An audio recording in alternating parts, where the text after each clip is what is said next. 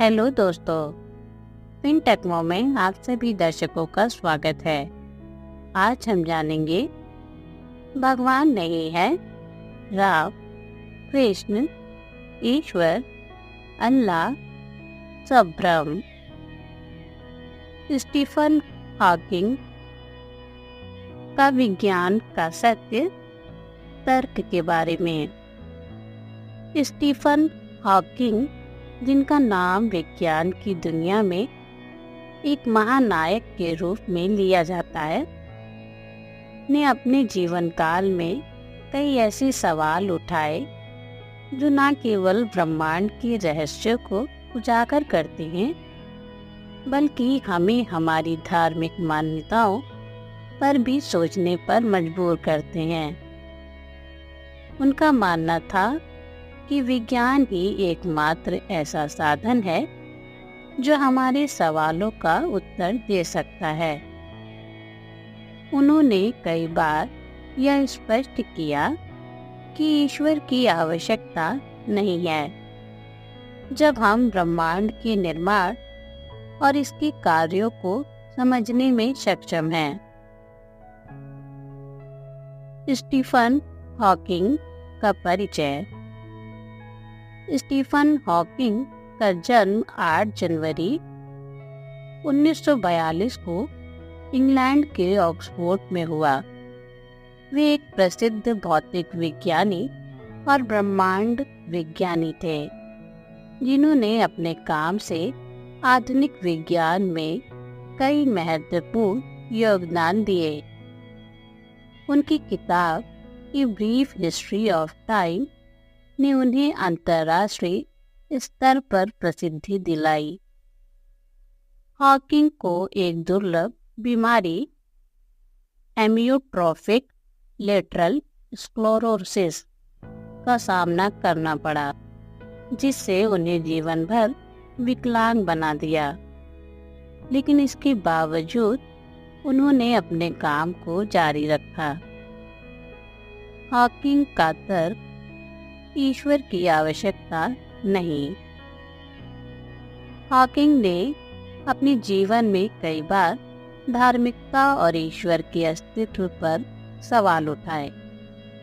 उन्होंने यह स्पष्ट किया कि ब्रह्मांड की उत्पत्ति के लिए किसी देवता की आवश्यकता नहीं है। उनके अनुसार विज्ञान ही उन सवालों का उत्तर दे सकता है जो मानवता ने सदियों से पूछे हैं। उन्होंने कहा, यदि ब्रह्मांड को समझने के लिए कोई भगवान है, तो वह शायद एक ऐसा भगवान है जो ब्रह्मांड को बनाने के बाद उसमें हस्तक्षेप नहीं करता। उनका मानना था कि ब्रह्मांड की उत्पत्ति और विकास को भौतिकी के सिद्धांतों से समझाया जा सकता है। बिग बैंग सिद्धांत। हॉकिंग का सबसे महत्वपूर्ण योगदान बिग बैंग सिद्धांत पर आधारित है। बिग बैंग सिद्धांत के अनुसार ब्रह्मांड की उत्पत्ति एक विशाल विस्फोट से हुई, जिसके फलस्वरूप समय और स्थान का निर्माण हुआ।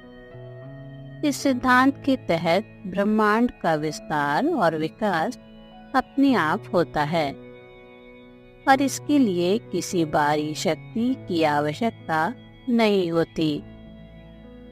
उदाहरण के लिए, हॉकिंग ने अपने काम में दिखाया कि कैसे काले गहरे पदार्थ और ऊर्जा ब्रह्मांड के विकास में महत्वपूर्ण भूमिका निभाते हैं। बिग बैंग के बाद जब ब्रह्मांड का विस्तार हो रहा था, तब विभिन्न तत्वों और पदार्थों का निर्माण हुआ। इस प्रक्रिया को समझने के लिए किसी देवता की आवश्यकता नहीं थी। क्वांटम यांत्रिकी और ब्लैक होल। हॉकिंग के काम में क्वांटम यांत्रिकी का भी महत्वपूर्ण स्थान है। उन्होंने ब्लैक होल के सिद्धांतों पर भी कार्य किया और यह बताया कि ब्लैक होल भी ब्रह्मांड के नियमों के अधीन है। उनके द्वारा विकसित हॉकिंग रेडिएशन के सिद्धांत ने यह साबित किया कि ब्लैक होल कभी भी स्थिर नहीं रहते। वे समय के साथ ऊर्जा खोते हैं और अंततः समाप्त हो सकते हैं। यह सिद्धांत यह दिखाता है कि कैसे ब्लैक होल, जो पहले रहस्यमयी और अविज्ञनीय समझे जाते थे, अब भौतिकी के नियमों के अनुसार समझे जा सकते हैं। बहुविश्व सिद्धांत। हॉकिंग ने बहुविश्व सिद्धांत का भी समर्थन किया, जिसमें यह विचार किया गया कि हमारा ब्रह्मांड केवल एक ही ब्रह्मांड नहीं है, बल्कि अनंत संभावित ब्रह्मांडों का एक समूह है। इस सिद्धांत के अनुसार हर एक निर्णय और घटना नए ब्रह्मांडों का निर्माण कर सकती है। यह विचार हमें यह सोचने पर मजबूर करता है कि हमारी वास्तविकता केवल एक संभावना है, जो हमारे चयन और स्थितियों के कारण उत्पन्न हुई है। धार्मिकता और विज्ञान का संघर्ष। हॉकिंग का तर्क यह भी है कि विज्ञान और धार्मिकता के बीच संघर्ष अनिवार्य है।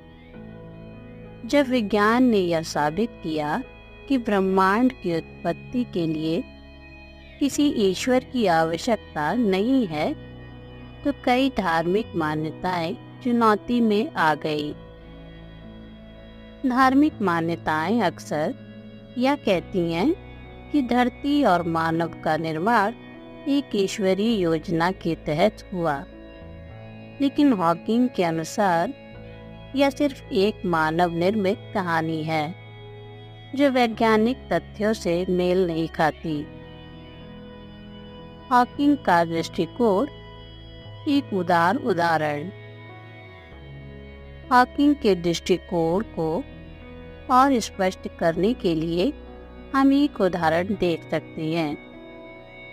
उन्होंने एक बार कहा था, ब्रह्मांड का निर्माण एक चाय पॉट के कारण नहीं हुआ। इसका अर्थ यह है कि किसी भी ब्रह्मांडीय घटना को किसी अदृश्य शक्ति से जोड़ना गलत है।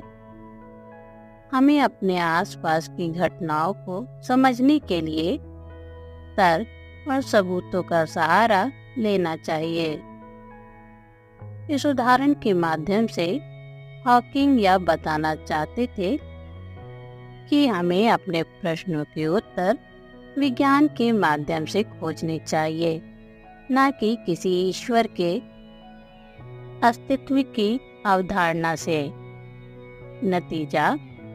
विज्ञान का महत्व।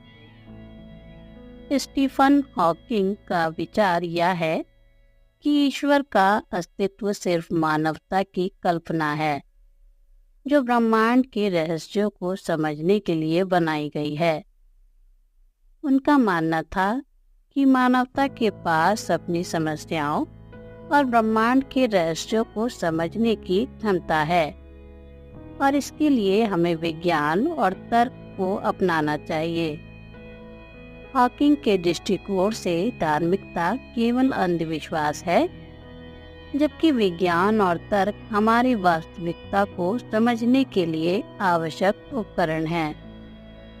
यह सोच हमें न केवल धार्मिकता की जटिलताओं को समझने में मदद करती है, बल्कि एक नए दृष्टिकोण से जीवन जीने की प्रेरणा भी देती है। हॉकिंग का विचार। शून्य का सिद्धांत।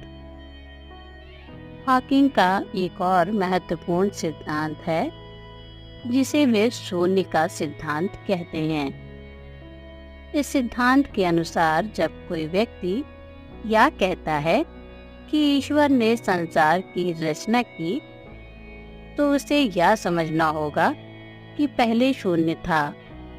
इससे पहले कि कुछ भी अस्तित्व में आता, शून्य का अस्तित्व था।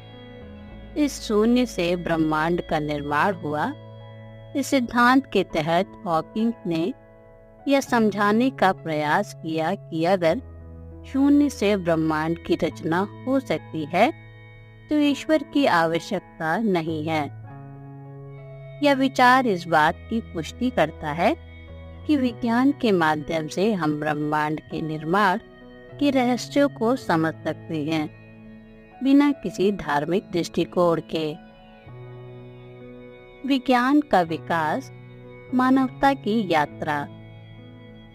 हॉकिंग ने यह भी बताया कि विज्ञान की यात्रा मानवता की यात्रा है। जब हम विज्ञान की बात करते हैं तो हम केवल तथ्यों और सिद्धांतों की बात नहीं कर रहे, हम मानवता की खोज और विकास की कहानी को भी देख रहे हैं।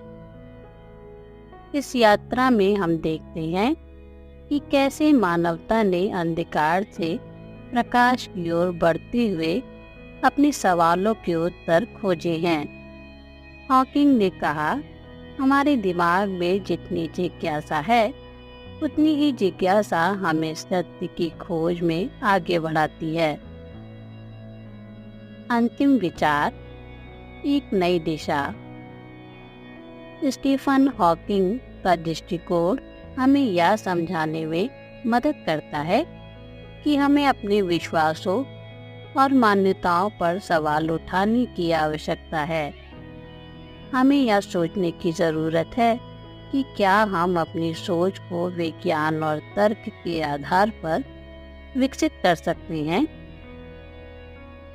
उनके विचार हमें एक नई दिशा में ले जाते हैं, जहां हम न केवल ब्रह्मांड के रहस्यों को समझने का प्रयास कर सकते हैं, बल्कि एक ऐसे समाज की भी कल्पना कर सकते हैं जहां विज्ञान और तर्क को प्राथमिकता दी जाए।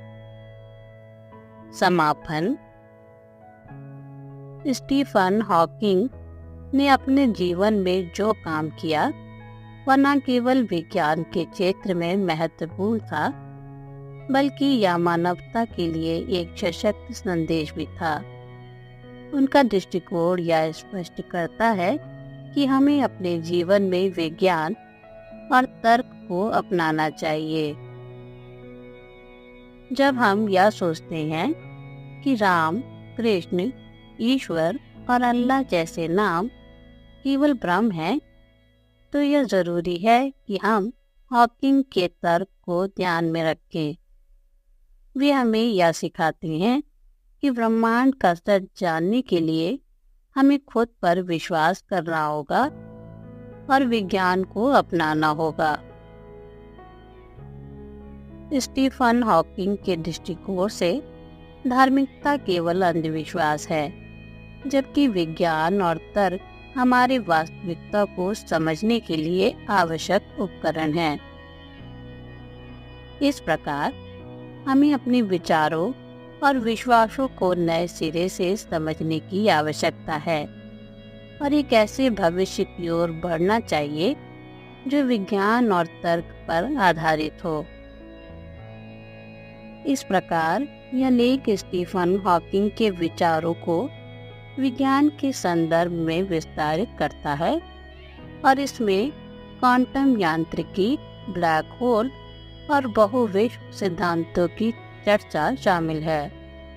इन सब के माध्यम से हॉकिंग का उद्देश्य यह था कि लोग अपनी वास्तविकता को वैज्ञानिक दृष्टिकोण से समझे, बजाय धार्मिक मान्यताओं पर निर्भर रहने के।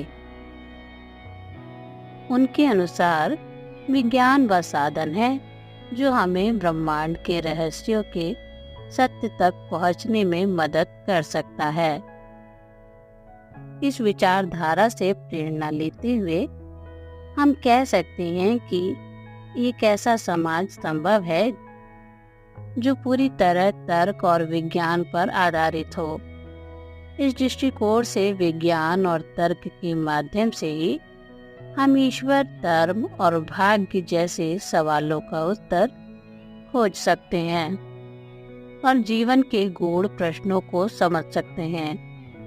हॉकिंग की सोच हमें अपने विश्वासों की समीक्षा करने और एक वैज्ञानिक दृष्टिकोण अपनाने के लिए प्रेरित करती है।